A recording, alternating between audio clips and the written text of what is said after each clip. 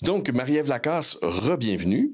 Merci de me recevoir à nouveau. Ben, ça me fait plaisir. Écoute, on a parlé un peu là, de la condition qui est l'insuffisance ou les maladies veineuses.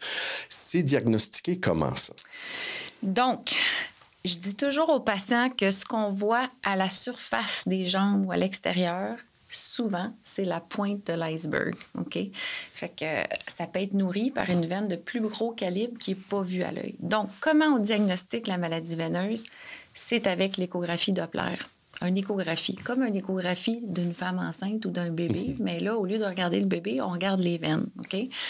Puis je vous parlais de, dans le fond, une veine normale, le sang monte, les valves se ferment. Une veine anormale, on voit du sang qui monte, mais du sang qui redescend parce que les valves ne fonctionnent plus. Fait qu'avec l'échographie, on va pouvoir examiner tous les étages de veines, tant les veines visibles à la surface que les plus grosses qui peuvent les nourrir, et voir comment la circulation se fait. Quand le sang redescend dans le mauvais sens, on le sait que la maladie, elle est malade. Puis je dis toujours que les veines, c'est comme un arbre. Ce qu'on voit à la surface, c'est les petites feuilles ou les petites branches. Ça se peut que la maladie soit isolée seulement là, mais ça se peut que ces petites feuilles-là ou ces petites branches-là soient nourries par des plus grosses branches ou même des troncs qui sont invisibles à l'œil, comme les fameuses saphènes. Okay? Fait que l'échographie, c'est un examen rapide, qui n'est pas invasif, qui n'est pas douloureux, qui n'implique pas de radiation comme un scan. Ça nous prend 15-20 minutes, puis on a un diagnostic précis. OK? Pendant longtemps, on faisait de la phlébologie à l'envers. On regardait ce qu'il y avait à la surface, on traitait, on se demandait pas trop ça vient d'où, mais si on traite sans aller colmater la fuite à la source, ça ne fonctionne pas. OK? Fait que le principe, c'est de colmater la fuite à la source. Si, disons, j'ai une petite plaque de varicosité qui est nourrie par une branche, qui est nourrie par la saphène, puis j'essaie juste de fermer la surface, ça ne fonctionnera pas parce que j'ai un robinet qui coule, qui l'alimente. C'est comme si on a un triplex, puis notre rez-de-chaussée est inondé. L'échographie Doppler va me permettre de voir, mais d'où vient cette eau? Est-ce que c'est un bain qui coule au 2e étage ou une toiture qui est percée? Si je veux venir à bout de la fuite, je dois colmater la fuite à la source. Fait que l'échographie va nous permettre d'identifier la source. Puis après ça, le principe, c'est de traiter de l'intérieur vers l'extérieur, d'en haut vers en bas. Fermer les gros robinets, les petits robinets, puis après ça, on ramasse l'eau. Essentiellement. D'accord. Ben, justement, on parlait tout à l'heure à micro fermé du fait que ma fille avait été traitée pour ça. Puis justement, les personnes qui l'ont traitée lui ont dit que avant, souvent, les médecins faisaient l'erreur de traiter trop bas. Exact. Traiter ce qu'on voyait avant de se demander d'où ça vient. T'sais. Puis dans ce cas-là, souvent, ça peut fonctionner à court terme, puis revenir rapidement où ça fonctionne carrément pas. Là, oui, exactement. Alors, ma prochaine question, c'était... on a parlé dans un épisode précédent des conséquences que ça pouvait avoir sur la qualité de vie si cette condition-là n'était pas traitée et qu'elle pouvait se développer puis avoir vraiment des symptômes qui sont très désagréables. Pourquoi est-ce que c'est toujours considéré comme un soin esthétique et que ce n'est pas couvert par la RAMQ? Effectivement, je pense que la maladie veineuse ou l'insuffisance veineuse est une condition de santé officiellement reconnue par l'OMS. OK? Donc, c'est une maladie. Puis le principe d'accessibilité dans notre soin de santé, c'est qu'on peut recevoir des traitements pour toutes les maladies. Il y a quelqu'un, en 1980, et ça, c'est un de mes mentors qui m'avait expliqué ça, qui a décidé, faute de connaissances adéquates, que les varices, c'était une maladie esthétique et qu'on ne payait plus pour ça. OK? Alors que c'est totalement faux. Comme j'expliquais un petit peu plus tôt, c'est une science qui est émergente. Il y a des pays qui sont très avancés. On regarde en Europe, en France, les patients savent c'est quoi des bas de contention, les patients savent c'est quoi des vénotoniques, ils savent aller consulter un phlébologue. Nous, la spécialité de phlébologie n'est même pas une spécialité officiellement reconnue. Au Québec, on a le droit de la pratiquer. Si on démontre au Collège des médecins qu'on est allé chercher un cursus de formation adéquat, mais jusqu'à quelques années, on faisait un petit peu de compagnonnage, puis il n'y avait pas de cursus de formation officielle. Fait qu'il y a des gens qui pratiquaient très bien, puis il y a des gens qui pratiquaient so-so. Donc, entre autres, moi, j'ai décidé, après avoir fait de la formation ici, d'aller chercher une formation plus solide pour être sûr que j'offrais des services à des services rigoureux qui suivaient les derniers guidelines scientifiques. J'ai fait un diplôme universitaire de phlébologie là, à Paris, où on avait des cours théoriques, pratiques et compagnie. Fait que c'est une condition. Ça devrait être couvert par la RAMQ mais ça ne l'est pas. OK? La seule chose qui est couverte à l'heure actuelle, c'est le stripping.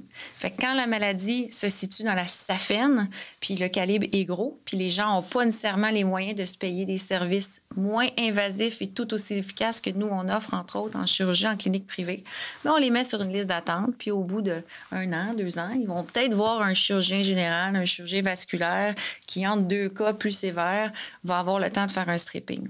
OK? Le stripping, c'est pas une mauvaise technologie ou une mauvaise opération, mais c'est comme frapper un moustique avec une massue.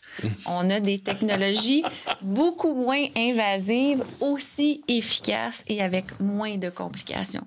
Fait que notre système est un petit peu mal fait. Il y a des pays, comme en France, aux États-Unis, la chirurgie que nous, on offre en clinique privée, qui est le standard de pratique, disons, pour une insuffisance de SAFEN, elle est couverte par les assurances aux États-Unis ou prise en charge par la Sécurité sociale en France. Fait que ce qu'il faut faire, c'est répandre la bonne nouvelle. Okay? C'est dire aux gens autour de nous, « Hey, tu as des varices, ça se traite, c'est pas juste l'esthétique, c'est une condition médicale.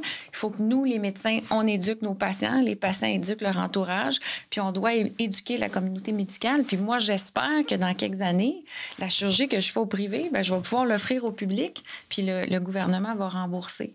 Il y a des études coûts-bénéfices qui ont été faites en Angleterre, tout ça, qui ont montré est-ce qu'on est mieux d'enlever une SAFEN qui est malade puis qui est symptomatique tout de suite au lieu d'attendre qu'il y ait de la dermite de stase ou qu'il y ait des ulcères. Qu'est-ce qui coûte le moins cher au système? C'est toujours la prévention. Oui, clairement. Je ne vous dis pas d'aller traiter une veine qui est de petit calibre chez un individu qui n'a pas de conséquences. On peut l'observer, mais c'est toujours mieux de prévenir que de guérir. Fait que je pense qu'il faut poursuivre notre travail d'éducation, puis peut-être un jour, ça va être remboursé. Surtout, comme tu disais aussi, c'est que ce qu'on voit, ce qui est apparent à l'œil nu, c'est souvent la pointe de l'iceberg. Exact. Donc, il y a un problème qui peut être plus sérieux, pas nécessairement, mais ça peut être plus sérieux qu'on ne voit pas. Donc, ça peut s'aggraver si on ne le traite pas. Le seul bon côté, si on veut, de la maladie veineuse, c'est une maladie qui évolue lentement. C'est pas une histoire d'amputation. Moi, je diagnostique des trucs, je dis à mes patients, vous devez vous faire opérer. Je dis, arrêtez pas de dormir, de faire de l'insomnie, là. Je dis, il n'y a pas d'urgence, à moins d'avoir une plaie ouverte ou une bulle variqueuse qui peut s'exsanguiner demain matin. Il n'y a pas d'urgence. C'est une maladie qui progresse lentement. Et plus on la prend en charge tôt, plus on l'observe, mieux c'est. Tu sais, je donne l'exemple. Mettons, vous me dites, mon père est mort d'un infarctus du myocarde à 40 ans. Votre médecin de famille, là, risque de vous questionner un petit peu plus vite, de vous parler de changement d'habitude de vie puis de vous faire passer un tapis roulant.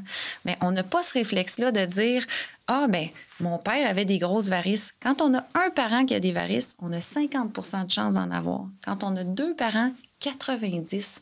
On n'a pas le réflexe de dire, ah, ben écoute, mon père avait des méga varices. Peut-être que même si j'ai pas grand-chose de visible ou aux premiers symptômes, je devrais aller passer une échographie pour voir s'il y en est. Oui, tout à fait. Fait qu'avec le temps, je pense qu'on va avoir ce réflexe-là, puis ça va être au bénéfice des patients. T'sais.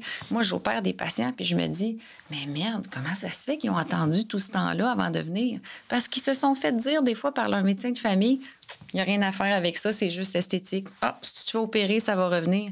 Fait que j'ai des patients qui ont consulté là, des professionnels de la santé qui leur ont dit eux-mêmes, il n'y a rien à faire avec ça. Fait qu'à un moment donné, tu sais, les patients attendent puis ils vivent avec leurs conditions.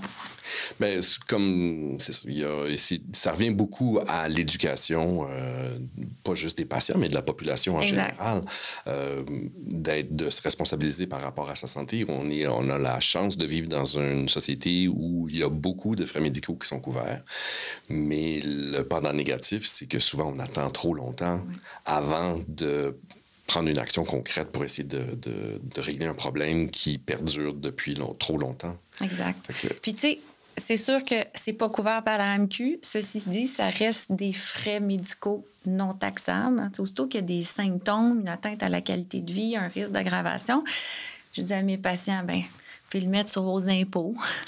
Et là, les patients me disent, bien là, les impôts remboursiens. Bien là, je leur dis, écoutez, si vos impôts remboursiens, c'est peut-être parce que vous gagnez assez bien votre vie pour le payer. Voyez-le comme ça.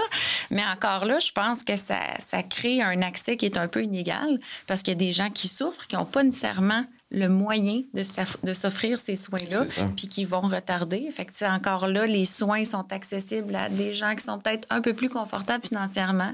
Quoique des fois, on voit des gens qui sont comme, écoute, ils ont tellement mal, là, au lieu de se payer un voyage dans le sud, ils vont se payer des traitements de varices. Effectivement, parce que ça a un impact direct sur leur qualité de vie. Exact.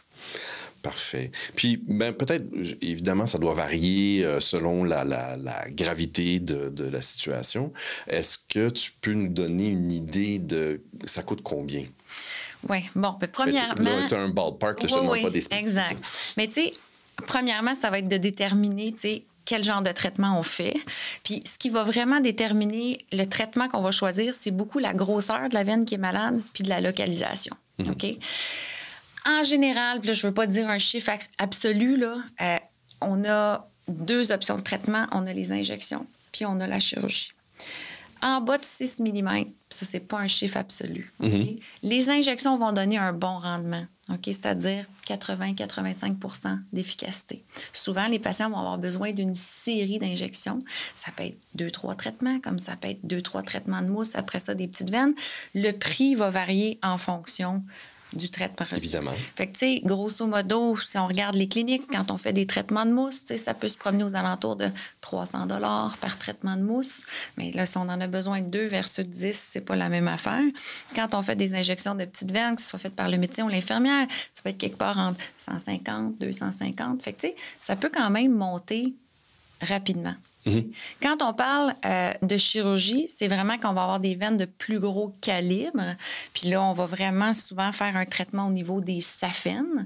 Fait que là, on choisit d'aller dans le minimalement invasif au lieu d'aller faire la chirurgie au public. On fait l'ablation des saphènes par radiofréquence ou laser. Puis je vous dirais, prix de base, c'est aux alentours à peu près 5 000 $ là, pour une jambe. Puis ça peut monter énormément si la complexité de la maladie est plus grande, si on fait les 2 jambes en même temps. Fait que c'est pas donné. Ceci dit, il y a des gens qui se payent des augmentations mammaires à 10 000 $. Fait que tu dis, bon, peut-être qu'on peut faire réparer notre jambe. On en a 2, puis ils vont nous suivre toute notre vie. Oui, effectivement. Fait que, mais c'est sûr que ça reste des soins qui sont dispendieux. T'sais, fait que c'est pas toujours. J'ai des gens qui voudraient se faire opérer qui n'ont pas les moyens. Effectivement. D'où l'importance justement de poursuivre votre travail puis de bien éduquer la population puis qu'on puisse faire des pressions auprès du ministère de la Santé puis faire en sorte que ça soit couvert éventuellement. Éventuellement. On va se le souhaiter. C'est bon. Super. Merci, Marie-Ève. Plaisir. Bon, ça c'est bien. Bon, ça se passe bien. Il est rendu quelle heure, là?